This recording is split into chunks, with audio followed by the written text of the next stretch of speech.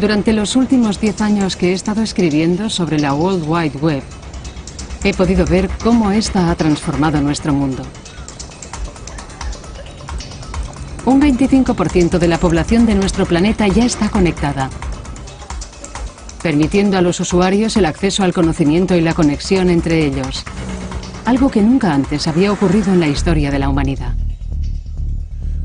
Representa la aparición de un ecosistema totalmente nuevo de la información que tendrá un impacto sobre la civilización humana aún mayor que la prensa impresa. Impulsa la transparencia, impulsa hacia la perfección de la información. Parece que la red haya impuesto la información gratis, y hemos visto que la gente corriente se ha involucrado en la lucha por la libertad y la democracia. Naturalmente, la red como tecnología favorece el aperturismo. Hace que este sea más fácil y dificulta la cerrazón. Cualquiera que quiera participar tiene que inscribirse para pertenecer a ese espacio. Pero no todo es lo que parece. Dentro de la caótica competencia general de esta revolución virtual, hay altibajos entre los ganadores y los perdedores en la lucha por el poder. Es una herramienta muy poderosa que tiene el Estado para controlarnos, para saber de nosotros. Desde el principio estuvimos intentando encontrar un equilibrio que funcionara. Mientras que la antigua lucha por la libertad ocupa los titulares, en su despertar, la red está cambiando silenciosamente el poder, a veces de una forma amenazadora que nunca hubiésemos imaginado. Está acelerando la globalización. Nos está proporcionando nuevas lealtades que sobrepasan los límites tradicionales. Pero también está reinventando la guerra y parece estar creando temibles callejones culturales sin salida. Frente a todo esto, los viejos centros de poder se están viniendo abajo. Este documental trata sobre la lucha para llenar el vacío que ha quedado y qué significa para nosotros.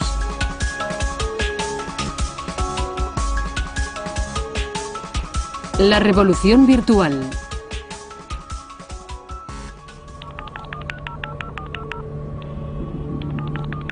¿Enemigo del Estado? La breve historia de la red está llena de nuevas aplicaciones con consecuencias inesperadas. Lo que en un principio parecían ser situaciones sin consecuencias, han emprendido una vida por sí mismas y los usuarios la utilizan para una nueva causa. Tal vez el ejemplo definitivo es cómo un servidor de la red llamado Twitter ha llegado a amenazar a uno de los regímenes más duros del mundo. Twitter fue desarrollado en San Francisco en 2006. Junto con Facebook, forma parte de un fenómeno de la red conocido como redes sociales, una forma cautivadora y novedosa para estar en contacto con los amigos. Twitter te permite enviar un mensaje llamado tweet desde tu teléfono o tu ordenador. El mensaje debe contener como máximo 140 caracteres y puede leerlo cualquiera que se suscriba a tu página de Twitter.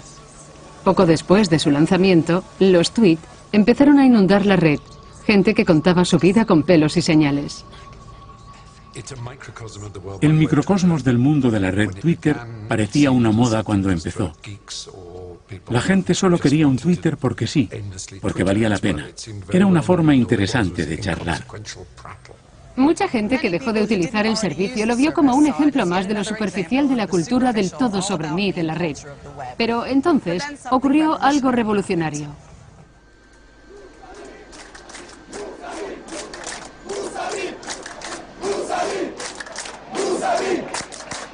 Irán, junio de 2009. A raíz de unas elecciones presidenciales, los partidarios de la oposición se echaron a la calle para expresar su indignación porque pensaban que estaban amañadas. El Estado iraní contraatacó con la policía antidisturbios y la prohibición de cualquier medio de información dentro del país. Los manifestantes regresaron de nuevo a Twitter para contar al mundo lo que estaba ocurriendo. Y en números extraordinarios.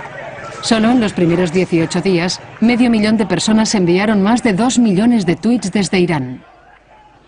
En pleno apogeo, cada hora se publicaban 200.000 tweets sobre Irán.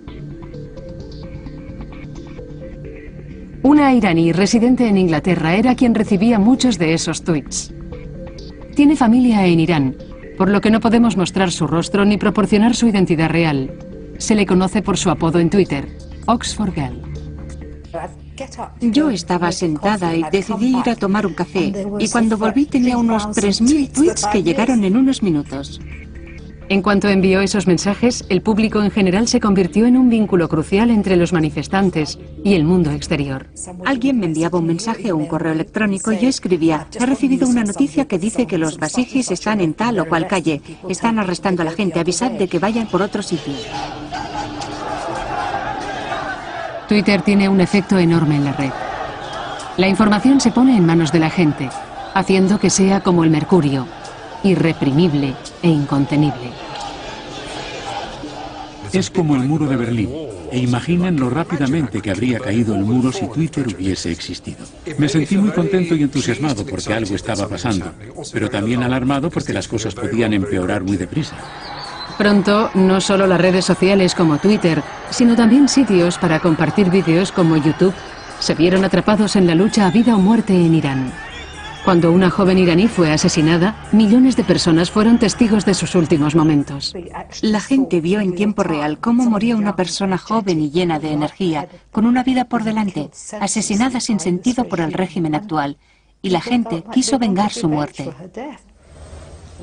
La red está sacudiendo el mundo de la política, porque es capaz de capturar información de una multitud de testigos oculares para luego transmitirla a nivel mundial en tiempo real. Es móvil, interactiva e inmediata. Y esto significa un paso radical del gran regalo del siglo XX a los políticos, una televisión en vivo. A diferencia de la televisión en vivo, los vídeos en la red provocan inmediatamente una reacción en todo el planeta que después redunda en sucesos que se desarrollan sobre el terreno. Los sucesos en Irán fueron trágicos y provocaron una gran conmoción por la capacidad del pueblo de Irán para conectar con la audiencia mundial y con sus semejantes dentro de Irán para utilizar el poder de la información, para inspirar resistencia contra aquel régimen y para crear una conciencia política en apoyo de la democracia.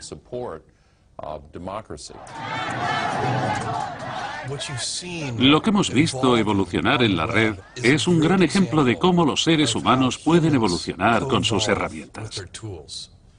Provocamos cambios con nuestras herramientas y las herramientas nos cambian a nosotros. Y el ciclo continúa. La nueva infraestructura de las comunicaciones no provocó el levantamiento. El que lo causó fue el descontento político, porque cuando las personas están en un momento de necesidad y quieren hacer algo coordinado, unen sus manos y utilizan las herramientas que tienen para hacerlo, algo que no había sucedido antes.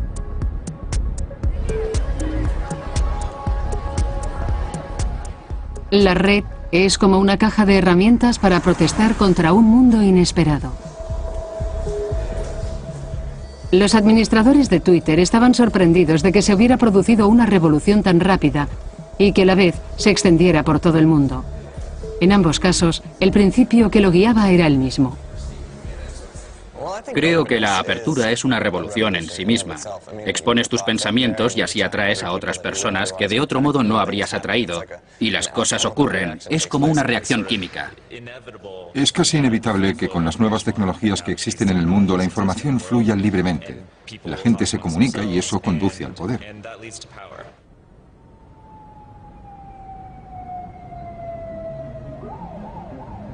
Lo que es asombroso es cómo las autoridades, incluso los estados y las naciones más poderosas, parecen incapaces de enfrentarse a la red. Pero si vamos un poco más allá, la razón se hace evidente. La información vinculada a la red se canaliza a través de un sistema físico más antiguo, Internet, que opera más allá de la jurisdicción de cualquier país y trabaja en contra del control central. Es irónico que ahora amenace al Estado, para el que Internet fue originalmente diseñado para proteger a la nación más poderosa de los tiempos modernos.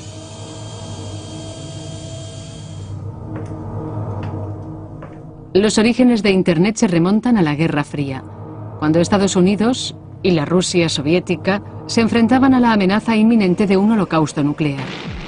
En 1957, el gobierno estadounidense se llevó el susto de su vida cuando los rusos lanzaron el primer satélite espacial, el Sputnik.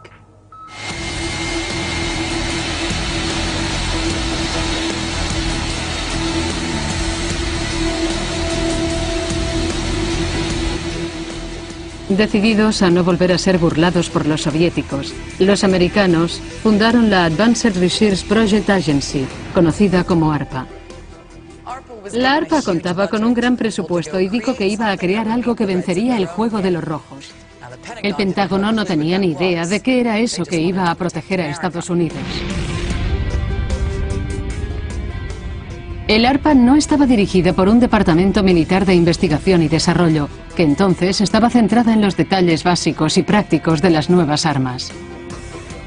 Reunió a algunos de los científicos civiles más brillantes de Estados Unidos y les dijo que miraran al futuro y descubrieran algo verdaderamente revolucionario.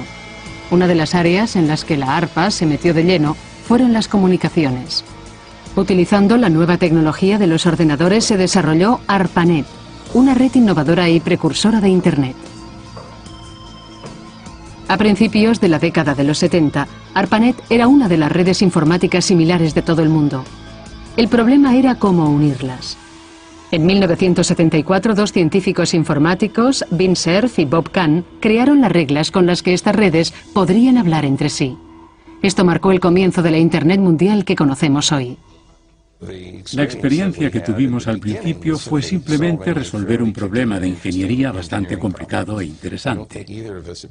No creo que ninguno de nosotros apreciara que la solución a este problema daría lugar a lo que hoy conocemos como la red mundial, con casi 2.000 millones de personas online.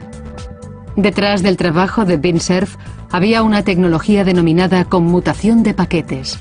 En ella reside el corazón de la revolución virtual. La conmutación de paquetes toma una parte de la información y la desmenuza en trozos pequeños.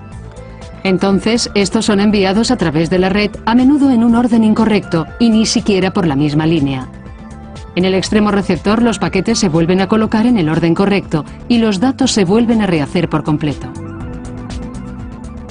La conmutación de paquetes es la herramienta perfecta para que los ordenadores se comuniquen entre sí, ya que permite transmitir de una vez y rápidamente una enorme cantidad de datos a través de múltiples rutas. Esta arquitectura implica un flujo imparable de datos. Y esto es lo que tendría consecuencias dramáticas para las personas y los gobiernos en los años siguientes. Parte de mi motivación cuando estaba trabajando en Internet era precisamente la construcción de un sistema que no tuviera ningún control central.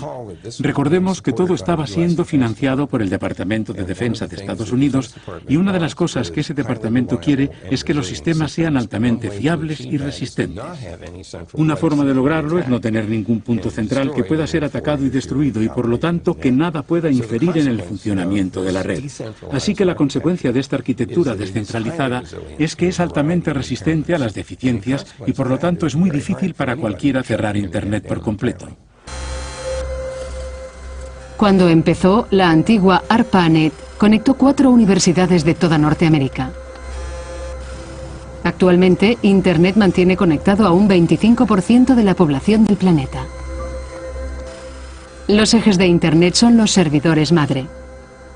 Estos actúan como guías telefónicas, conectando todos los ordenadores a los sitios web que queremos ver.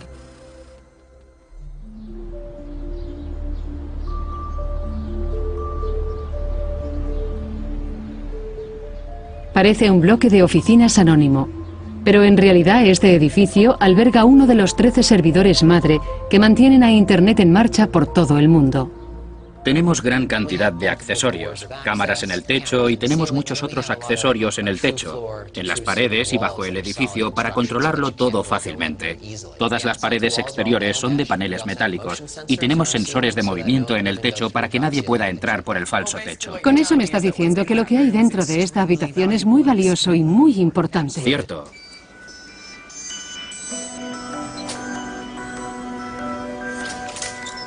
Toda esta seguridad es para proteger al Santo de los Santos, el santuario interior de la sala de servidores. Esta habitación es responsable de todas las direcciones .com del mundo, 80 millones. El buen funcionamiento de la economía mundial depende de ello. Aquí están concentrados todos los comandos de los servidores y así se ahorra una gran cantidad de espacio. Sí, a su manera. Esta habitación es probablemente tan importante como el despacho oval. Escuchemos un momento el sonido de 80 millones de .com.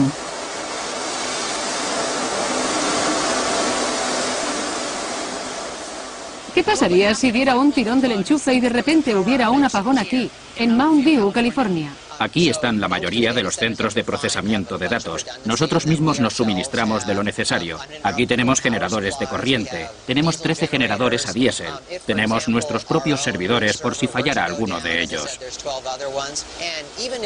E incluso si sufriésemos un ataque a uno de esos 13, hay otros 191 diferentes que están alrededor de ellos. Aunque fuera atacado uno de los 13, eso no afectaría al conjunto de servidores y seguirían funcionando. Así pues, no es tan fácil desmontar Internet.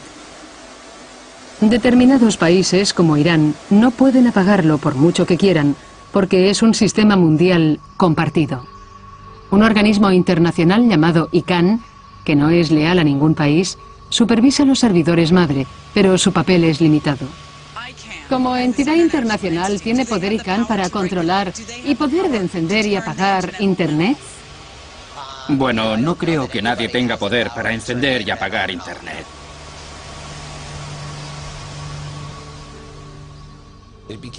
Cada vez era más evidente que el estilo de operación de Internet era la antítesis de lo que la mayoría de los países habían estado acostumbrados. De hecho, en los primeros tiempos de la telefonía y la telegrafía solo tenían una red, que normalmente era dirigida y operada por el gobierno, lo cual le proporcionaba un control considerable. La idea de Internet me gustó mucho, porque no tenía lo que yo llamo deficiencias, y por tanto abrió una plataforma, lo que probablemente es la oportunidad más democrática para que las personas puedan expresarse y obtener información que jamás haya existido. En el siglo XX, si tenías algo que decir en público, no podías. Y punto. Si eras un civil, un ciudadano, pero no un profesional de los medios, no podías transmitir un mensaje por mucho que lo intentaras. De hecho, las personas que trataban de enviar mensajes al público a su manera, a través de canales de aficionados, como mostrar pancartas en la calle o al lado de las carreteras, eran consideradas como una especie de revolucionarios. Y ese cambio es enorme. Cualquiera que quiera participar solo tiene que inscribirse. Es un gran cambio. Si tienes un sistema de información indestructible, sin control central, que al instante se amplifica, entonces la información se vuelve muy poderosa, se sobrealimenta. Que caiga en buenas o malas manos tiene una importancia enorme en las batallas contra la autoridad. Los usuarios anónimos de la red pueden desempeñar el papel de periodistas de investigación y pueden proteger publicaciones, informaciones importantes y sus fuentes emisoras. Y nada se centra más en este nuevo poder que un sitio web llamado Wikileaks.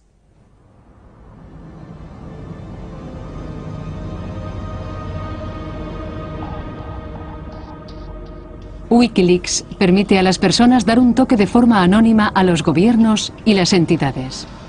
La gente que lo maneja se ha creado unos enemigos muy poderosos. No es extraño que quieran pasar desapercibidos. El tema de la censura en Internet se ha convertido en una de las cuestiones más importantes de nuestra época. Esto definirá cómo las sociedades de todo el mundo serán capaces de comunicarse libremente en el futuro. Wikileaks ha publicado una lista de miembros del BNP que nombra a varios profesores, doctores y agentes de policía. Se han publicado unos documentos confidenciales del Ejército de Estados Unidos sobre la bahía de Guantánamo, los cuales revelan la violación de los derechos de los presos. El contenido del correo electrónico de Yahoo de la política estadounidense Sarah Palin fue expuesto online para demostrar que utilizó su cuenta privada para evadir las leyes públicas. La publicación de un informe en 2008 reveló cientos de asesinatos cometidos por la policía de Kenia.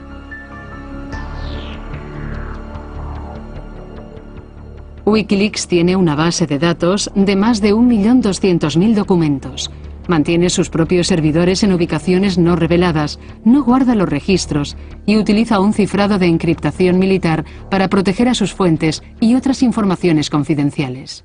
En algunos países, la gente no puede ponerse en contacto con periodistas fiables de ninguna manera, ni siquiera para averiguar en quién pueden confiar.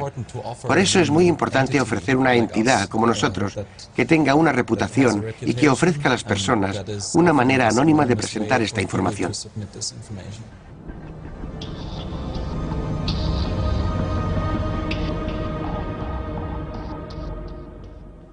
La red es un obstáculo para un Estado que pretenda controlar la información, y es muy difícil para ellos atrapar a personas que tienen ordenadores personales que pueden encriptar la información y enviarla a otras personas que tienen la clave. Es imposible interponerse y acceder a esa información. Y una vez que has publicado algo, la capacidad de localizarlo y de detener su propagación es casi imposible. Y a pesar de los esfuerzos que hace para conseguirlo, los estados tienen que admitir que la información seguirá suelta por ahí. La publicación de documentos confidenciales y a menudo dañinos en la red significa que Wikileaks está bajo ataque constante. En febrero de 2008 llegó una orden judicial de un banco de Suiza, el banco Julius Baer, después de que Wikileaks publicara una acusación de evasión de impuestos. Este fue el primer gran caso en que una organización trató de perseguirnos legalmente, porque publicamos documentos sobre cientos de millones de impuestos evadidos. Un juez de California, donde fue llevado el caso, dictaminó que el sitio Wikileaks fuera retirado de la red, pero si el banco creyó que aquello era una victoria, estaba muy equivocado. Lo único que consiguieron fue que medio mundo se interesara en los documentos de los bancos. Así pues, el New York Times publicó nuestra dirección IP. La CBS dijo que la libertad de expresión tenía un nombre y publicó nuestra dirección IP. Así que estos son, una vez más, los efectos dinámicos que puede producir compartir conocimientos con personas de todo el mundo. La decisión de un juez puede borrar fácilmente una historia de tu archivo digital. Pero por otra parte, Internet ya no es un ambiente controlado. Está compuesto por personas. Y todas esas personas pueden ocuparse de que cierta información se quede donde estaba, o que todavía siga disponible en muchos otros lugares.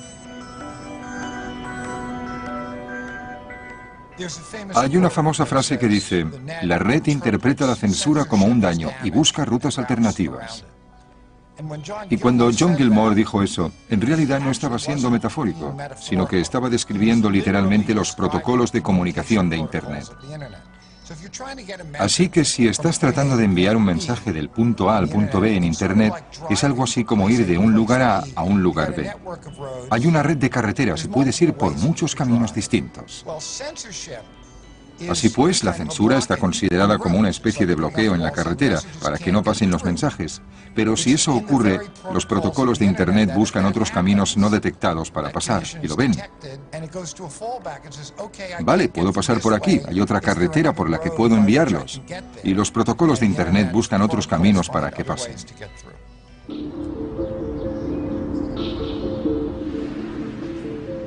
No solo es el hardware lo que permite la resistencia a la censura. Cuando un gobierno u organización trata de bloquear un sitio web, siempre hay alguien muy motivado con los conocimientos informáticos necesarios para jugar a David contra Goliat. Creo que la razón por la que vemos a tanta gente metiéndose con otros gobiernos se debe a que con los ordenadores todos nos encontramos en igualdad de condiciones. Cuando yo era niño, una de las primeras cosas que me di cuenta fue: puedo sentarme aquí detrás de mi módem y programar igual de bien y hacer lo mismo que alguien haría con un equipo más grande. La forma en que la red permite a los individuos saltarse la censura y los bloqueos se muestra claramente una vez más por la crisis iraní. Una vez que el gobierno iraní se dio cuenta de lo que estaba pasando, bloquearon sitios como Twitter y Facebook. Al otro lado del mundo, un joven de 25 años de San Francisco entró en acción. Austin Heap utilizó sus habilidades de programador para desarrollar el Haystack, un programa de encriptación llamado así porque se esconden los datos cotidianos de la red. Él afirma que es una manera segura para que los ciudadanos iraníes puedan descargar sitios bloqueados por su gobierno.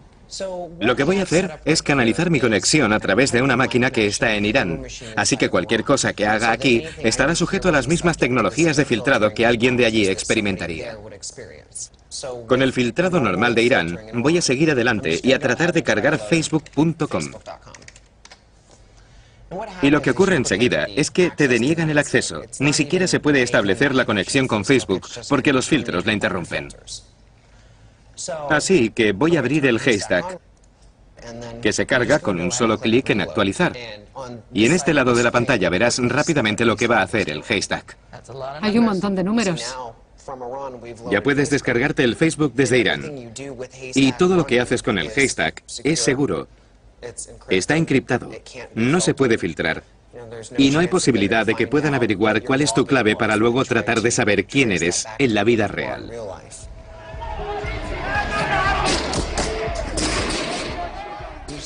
Puedes ver todos los medios de comunicación que aparecen.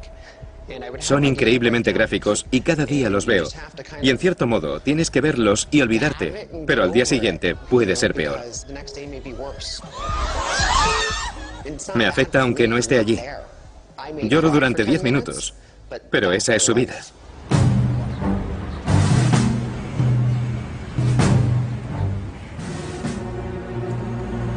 La red proporciona a los ciudadanos la posibilidad de evadir la censura, y la facilidad de acceso les da una capacidad para delatar un delito. Uniendo esos elementos, podemos contar con unas herramientas extraordinarias para que personas motivadas se agrupen rápidamente en torno a una cuestión concreta. En cierto modo, la red parece estar devolviéndonos a un mundo anterior a los partidos políticos, un mundo de acción directa. En ninguna parte es más evidente que en la campaña sobre el cambio climático en Gran Bretaña. La red no va a rivalizar con los estados, no va a amenazar con hacer desaparecer al Estado, pero lo que posiblemente amenaza es con hacer irrelevante varias formas de la política nacional, porque la gente puede ignorarlas. Antiguamente, ser miembro de un partido político o votar en las elecciones era una de las pocas maneras que teníamos para expresar nuestras ideas políticas. Y el Estado preferiría que siguieran siendo las únicas maneras. Pero las elecciones tradicionales son cada vez menos relevantes. Mi generación y la gente más joven que yo se siente completamente desilusionada con los partidos políticos dominantes. Entonces, ¿qué hacer si esas personas no representan sus puntos de vista? Es necesario un foro diferente y diferentes medios de comunicación para expresar tus ideas políticas. En el pasado, había muchas limitaciones para hacer eso. Pero ahora puedes expresar tus propios puntos de vista simplemente conectándote a Internet.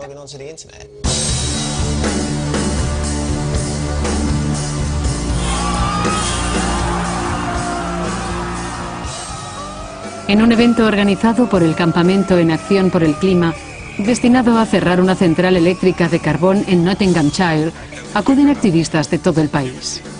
Aquí todos son comunicadores, filman a medida que se producen los acontecimientos, suben los vídeos y las fotos a su web a través de actualizaciones constantes.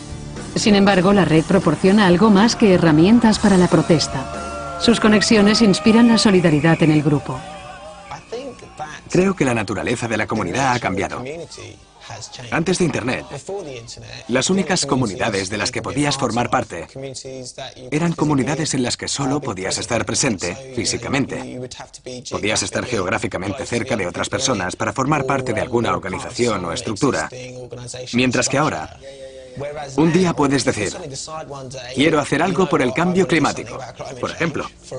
Y solo tienes que acceder al sitio del campamento por el clima y al momento estás involucrado.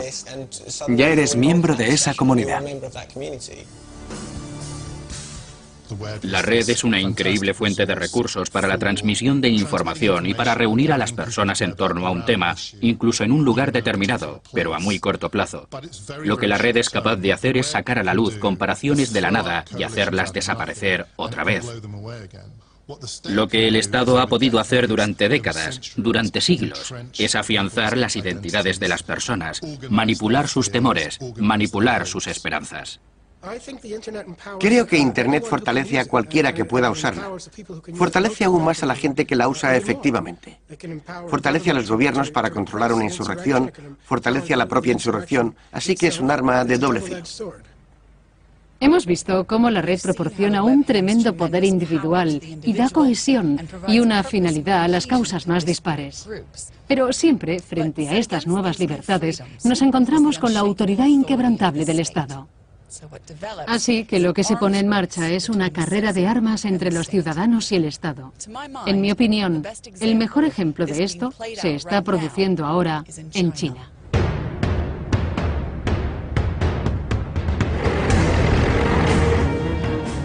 China es un Estado unipartidista, en el que durante 60 años el Partido Comunista ha gobernado con mano dura. Aquí la red se presenta a la vez como un quebradero de cabeza enorme y como una gran oportunidad. China cuenta con más personas conectadas que cualquier otra nación del mundo, 253 millones.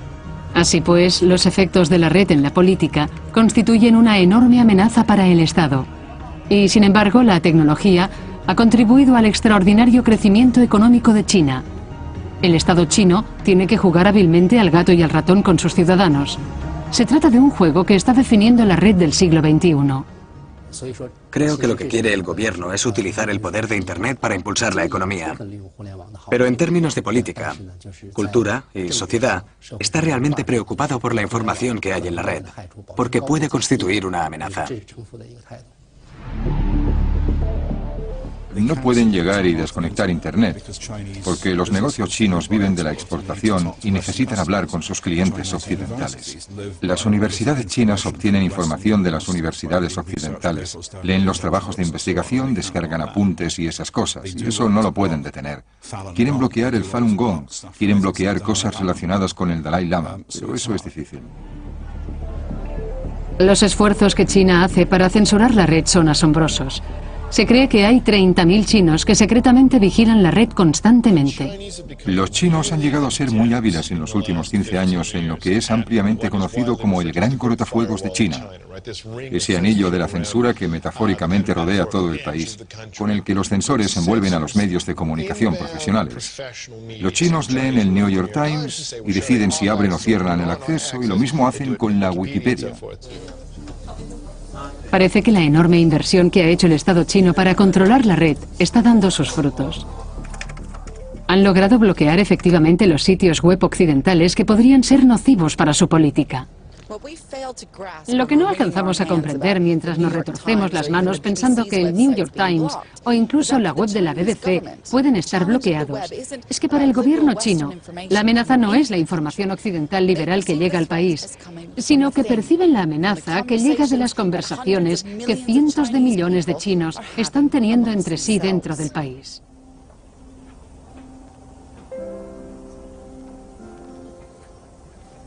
El ejemplo más poderoso y conmovedor se produjo en mayo de 2008, cuando un enorme terremoto en Sichuan acabó con la vida de 70.000 personas.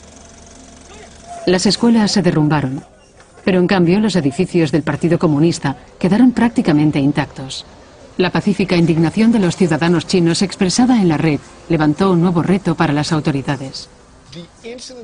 La incidencia del terremoto fue denunciada por los ciudadanos chinos que tomaron fotografías y en algunos casos vídeos que se publicaron casi instantáneamente en QQ, el mayor servicio de Internet en China, y en Twitter. No son medios de comunicación provenientes de fuera del país, de fuentes profesionales y previsibles. Son medios que se han generado en el país y han llegado al exterior, producido por 500 millones de fuentes de aficionados. En el caso de los medios de comunicación no oficiales que podían investigar el asunto del derrumbe de la escuela, muchos bloggers hicieron su elección, en concreto el artista chino Ai Weiwei, que también es un blogger muy conocido. Emprendió con valentía un proyecto de recopilación de todos los nombres de los niños fallecidos en el derrumbe de la escuela. Su acción inspiró a cientos de voluntarios que se desplazaron hasta la región del terremoto, llevaron a cabo la investigación y anotaron los nombres de los niños en sus blogs. Al gobierno no le gustó que un gran número de voluntarios fuese a investigar las escuelas que se habían derrumbado en Sichuan. Yo creo que tanto si el gobierno quiere como si no, esta energía espontánea no dejará de crecer. Pero la censura es solo una táctica empleada por el Estado. China, como muchos gobiernos, Está aprovechando el hecho de que los ciudadanos estén exponiendo cada vez más sus vidas online.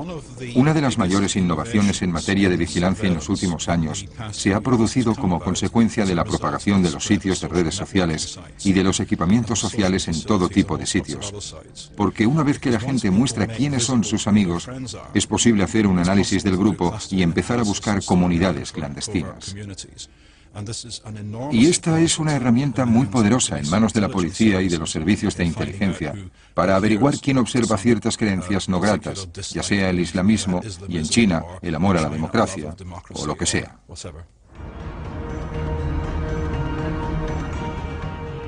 Incapaces, o porque no quieren empezar un debate libre en la red, las autoridades chinas también están utilizándola para sí mismas, aprovechando su poder para difundir información instantáneamente, para librar una batalla de ideas online.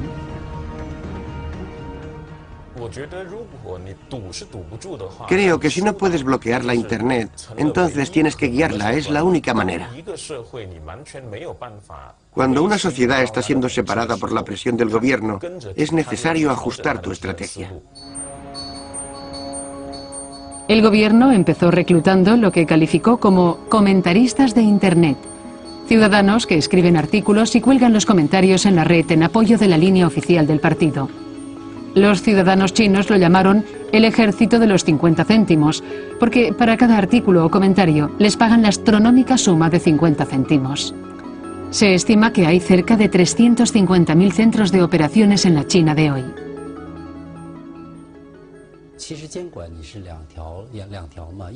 La censura hace dos cosas.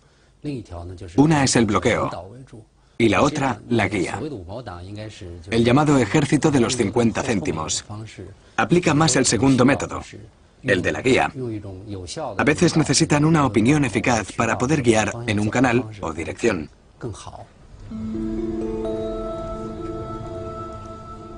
Pero una vez más, la comunidad online se está dando cuenta de que están jugando al gato y al ratón. Wen Winchao era uno de esos de los 50 céntimos, pero es escéptico en cuanto a la efectividad del espionaje online.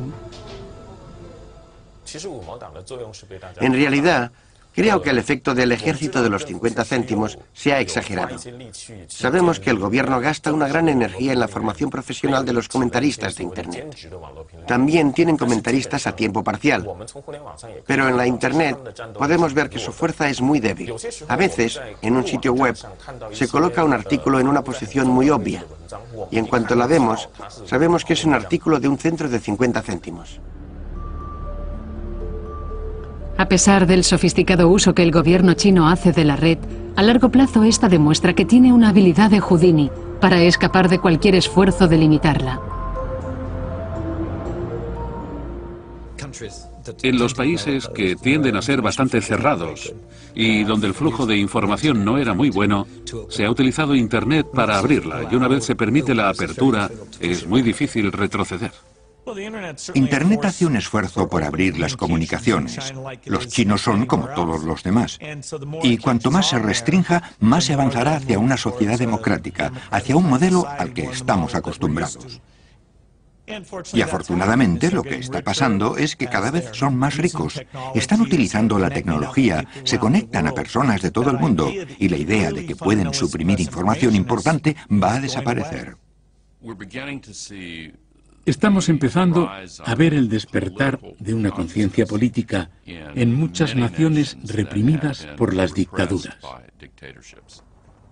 Me parece interesante que tanto el primer ministro Jin Gaoban de China y el presidente Medvedev de Rusia estén ahora respondiendo a los bloggers de la red. A pesar de que son líderes de regímenes autoritarios, ahora están sintiendo la necesidad de responder al despertar de la conciencia política que está emergiendo en la red. Mientras que aumenta la lucha entre la gente y la autoridad, me parece que la noción del Estado, en última instancia, puede estar erosionada por otras fuerzas en juego en la red. Fuerzas que retan activamente nuestras ideas de identidad, nacionalidad y comunidad. El alcance global de la red ha dado gran inspiración y poder a las personas que, por cualquier motivo, aspira a volver a dibujar el mapa del mundo.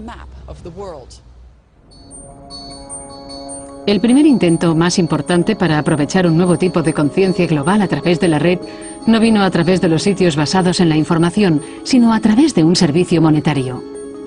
A finales de los años 1990, un hombre vio que la capacidad de la red para funcionar a nivel mundial, no regulada ni controlada por los gobiernos individuales, significaba que la gente corriente tenía un canal de libre circulación de dinero alrededor del mundo. Peter Thiel no es tan conocido como Bill Gates o Tim Berners-Lee, pero debería serlo. Él es el hombre que fundó PayPal, un revolucionario sistema internacional de transferencia de dinero, una moneda global. Con PayPal, el dinero se puede mover a través de las fronteras nacionales, a través del ciberespacio abstracto. En 2008 se manejaron 60.000 millones de euros en transacciones durante todo el año. Llegué a creer que el lugar en que sería tomada la decisión por las personas o por el Estado no sería en los pasillos de la política o en los debates públicos o cosas por el estilo, sino en el desarrollo de nuevas tecnologías.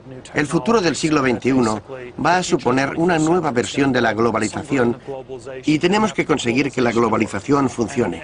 Y eso significa que de alguna manera tenemos que encontrar formas de romper ciertas barreras que existen entre las personas. Los orígenes de PayPal se encuentran en la Universidad de Stanford, a las afueras de San Francisco. Thiel conoció en un seminario a Max Levchin, un científico informático. Se cayeron bien y su colaboración llevaría a PayPal.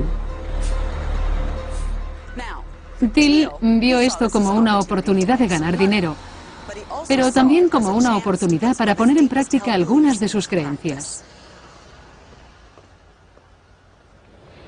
El lema de PayPal era que se trataba de la nueva moneda mundial y que de alguna forma iba a cambiar la manera en que el mundo pensaba en el dinero, que iba a cambiar el significado del dinero, la forma en que la gente hacía transacciones y, en cierto sentido, daría a la gente una soberanía sobre su dinero que no había tenido nunca. El sistema de PayPal permite a la gente común transferir pequeñas cantidades de dinero a nivel internacional y de igual forma que mucho de lo que surge de la red, la autoridad lo cogió al vuelo. ¿PayPal es un banco, un servicio de pago, un transmisor de dinero? En el sentido estricto no entraba dentro de cualquier marco regulador y había una brecha legal por la que se pudo construir la empresa y averiguarlo más tarde.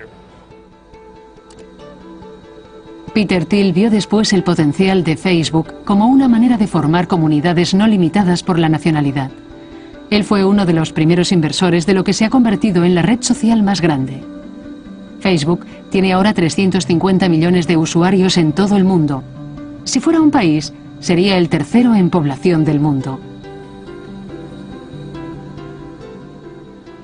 La red ha dado lugar a todo tipo de nuevos grupos sociales y creo que en parte se debe simplemente a que las existentes han sido extraordinariamente limitadas por la geografía y la historia, y esa no es la mejor manera de que los grupos se organicen. Normalmente quieres estar en grupos con otra gente que tenga cosas en común contigo o de gente de la que puedas aprender. La Internet ha liberado a las personas, desafía las actuales estructuras de poder de los estados y naciones, y en el futuro sigue siendo algo abierto, pero sin duda los primeros 15 años han sido muy positivos.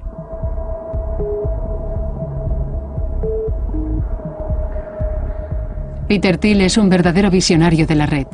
Vio cómo se reduciría el mundo, que iba a establecer nuevas formas de hacer las cosas por encima de la tradición y rindiendo a quienes lo dudaban. Pero la red ofrece la otra cara de la visión de Thiel. Hay otros pioneros de la red que ven en ella una manera de poner una comunidad en contra del mundo, no para crear una nueva apertura o lealtades más amplias, sino para acorralar las identidades.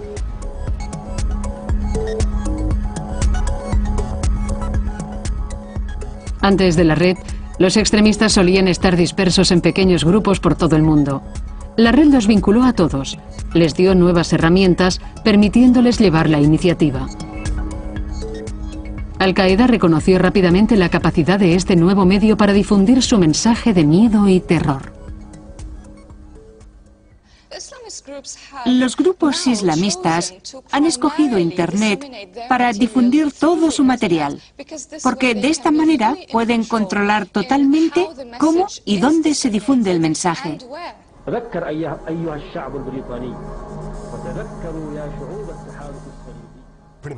Casi todos los días Al-Qaeda y los talibanes están poniendo lo que podemos llamar vídeos de propaganda.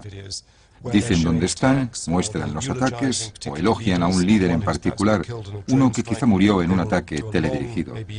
Los vídeos suelen ser largos, tal vez de hasta 40 minutos, sobre todo de alguien hablando de las grandes hazañas de esa persona, intercalándolo con vídeos de alta calidad. En su mayoría están basados en la ira y para despertar la ira.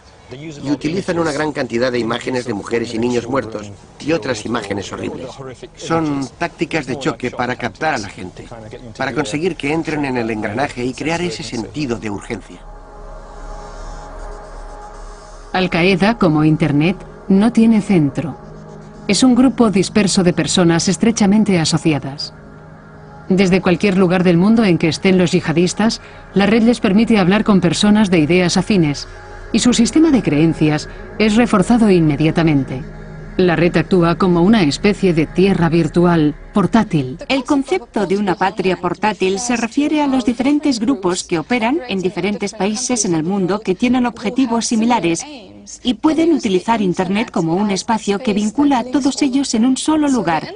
Internet reemplaza de alguna manera las fronteras de un país determinado para cada uno de estos grupos y los une como si todos vivieran en un solo lugar. Después del 11 de septiembre, cuando los talibanes fueron expulsados de Afganistán y Al-Qaeda perdió su base, se trasladaron a Pakistán y para mantenerse en contacto utilizaban los cibercafés, porque sabían que no podían hablar por los teléfonos móviles, ya que temían ser localizados. Muchos de los terroristas que estaban en este país han sido rastreados gracias al trabajo de investigación de las autoridades pakistaníes, a partir de los cibercafés de Pakistán, la India, Bangladesh y otros lugares. La red rompe las distancias. Los fanáticos de todo el mundo pueden hablar entre sí fácilmente. La red les permite crear y vivir en sus propios y pequeños mundos. Esto es algo que Ishtiaq Hussein vio de primera mano en Londres, cuando él era miembro de Hizb ut-Tahrir, el Partido de la Liberación. Si vives en una zona donde no hay personas de mentalidad similar, puedes entrar en la red y comunicarte con gente de ideas afines, por lo que ni siquiera hay necesidad de reunirse físicamente. Ha habido personas que se han comunicado por la red, que nunca se han conocido, que ni siquiera se han reunido con miembros de estos grupos, pero han leído escritos en páginas web y se han radicalizado por sí mismos. Así es como captan los terroristas, así que definitivamente la red juega un papel importante en esto. Estoy totalmente comprometido con la causa del Islam. Así es como deberíais ser todos. Y dejar de apoyar al gobierno británico. Esto es lo que los críticos de la red llaman ciberbalcanización. La red permite a los usuarios filtrar su visión del mundo a través de la lectura selectiva y conexiones. Ponen en marcha la maquinaria para hablar y reforzar su extremismo. La forma en la red puede ayudar a los grupos atrapados en su propia visión distorsionada del mundo. Es algo que fastidia al hombre que creó la red, cuya esperanza era que conectara a la humanidad, no que la dividiera. Entran en un sitio web y solo entran en otras webs que crean en las cosas extrañas que esa gente hace. Y son personas que se sientan ante sus equipos para comunicarse y conocerse. Y luego salen de un sótano para buscar a alguien en la calle. Y lo único que han hablado es para decir que disparen a esa persona. No, eso es una visión horrible de usar un portal cultural. Creo que una de las grandes paradojas de la red es que por una parte la aplaudo por darnos a todos una voz, por darnos un tremendo poder. Pero por otra parte, ese poder puede ser usado para bien o para mal. Dando a conocer más y más sobre nuestras vidas en la red, nos hemos convertido en vulnerables a los malos elementos, a las redes del odio y al más oscuro uso de la red.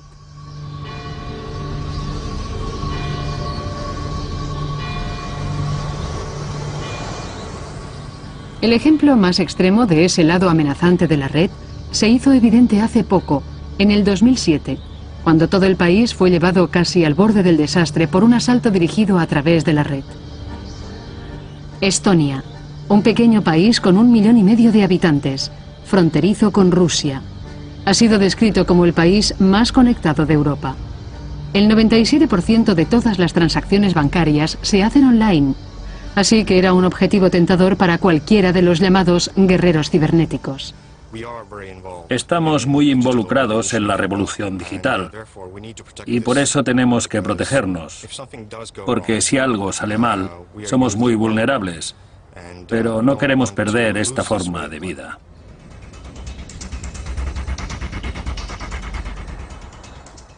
En abril de 2007 se produjo un desacuerdo entre Rusia y Estonia, ya que los estonios querían retirar este monumento de guerra ruso del centro de Tallinn y traerlo a este lugar más apartado.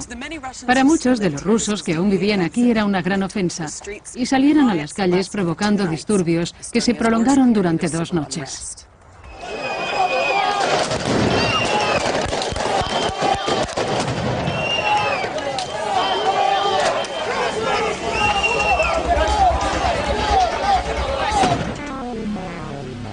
Pero mucho más perturbador fue lo que ocurrió después. Un ciberataque sostenido destinado a derribar las mayores instituciones de Estonia. La forma más común de ciberataque se llama denegación de servicio. Un ordenador envía instrucciones a una red de computadoras conocida como una botnet. Estos son ordenadores domésticos ordinarios que han sido manipulados y están bajo el control de los ciberguerreros. Esta red bombardea el sitio elegido con millones de peticiones. El sitio se colapsa tratando de responder, y eso significa que mientras dure el ataque nadie puede acceder a la página web y por lo tanto se deniega el servicio.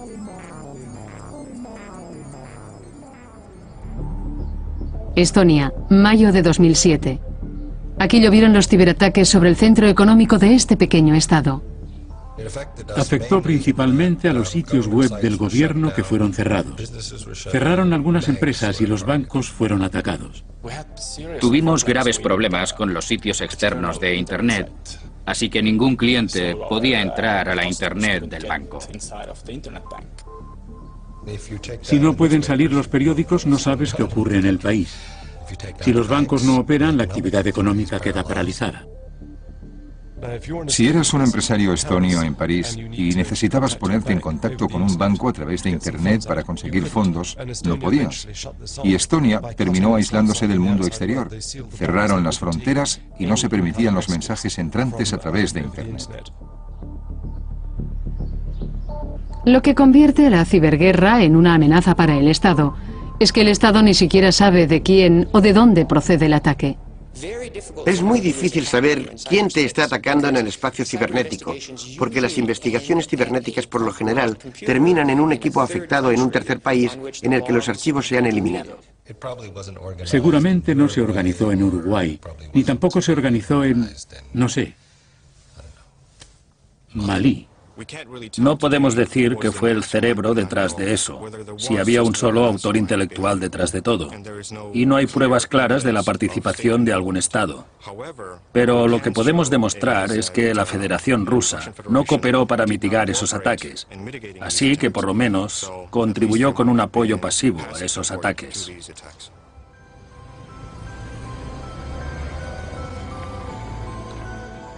Los estonios con quien hablé no llegaron a acusar al Kremlin de lanzar los ataques. Si yo viviera en un pequeño país fronterizo con Rusia, creo que tendría mucho cuidado en no señalarlos con el dedo. Pero mi búsqueda para entender el nuevo orden mundial en la red me llevó a Moscú y allí descubrí una pista prometedora. En una casa desvencijada, un comisario de Nashi, un movimiento juvenil nacionalista, accedió a hablar conmigo. Yo esperaba el modelo ruso de negar cualquier implicación en el ataque, pero en lugar de eso, estaba ante una persona que afirmaba haber atacado a Estonia. Resulta que lo hizo un chico. Este chico. Mi papel fue el iniciador de esta batalla en Internet. Y fui el promotor del uso de esta tecnología, además de ser el organizador de estas acciones.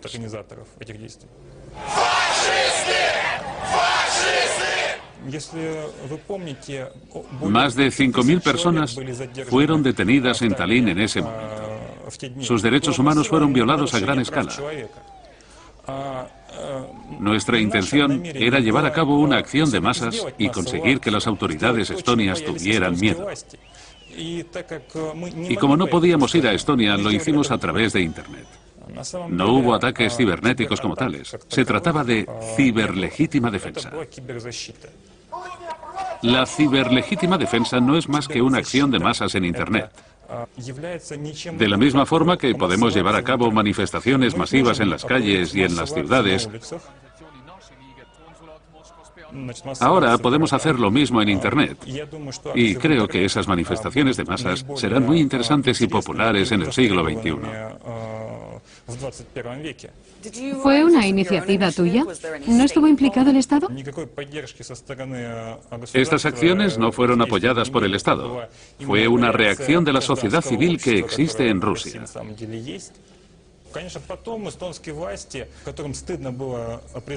Por supuesto, las autoridades estonias se avergonzaban de que hombres ordinarios de 18 y 20 años hubiesen reventado su sitio web principal. Por eso inventa historias que sugieren que los ataques habían llegado del Kremlin.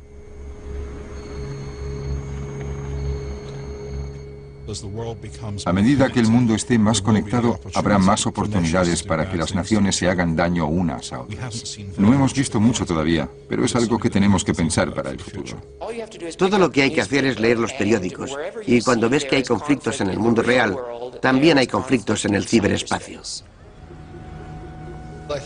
Creo que es muy rentable hacer la guerra cibernética. Los sistemas de armas tienden a ser muy caros, así que creo que vamos a ver más guerras de este tipo.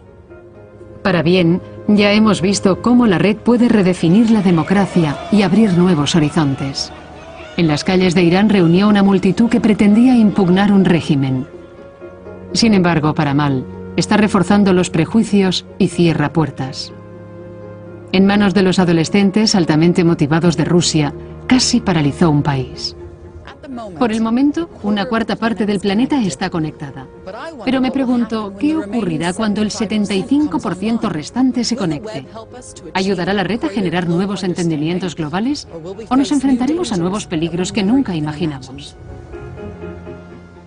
Dando la voz a todos, se crea una cacofonía.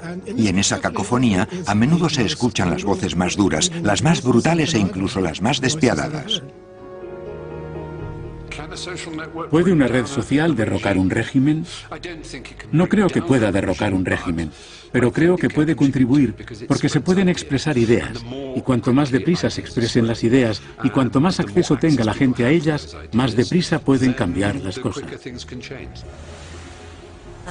Creo que en cierto modo las nuevas tecnologías están cambiando y liberando rápidamente la cultura occidental metropolitana y que esas tecnologías que pueden provocar cambios todavía son solo accesibles a muy poca gente y en lugares muy específicos y que estamos solamente al principio de ese equilibrio que hará que funcione en todas partes.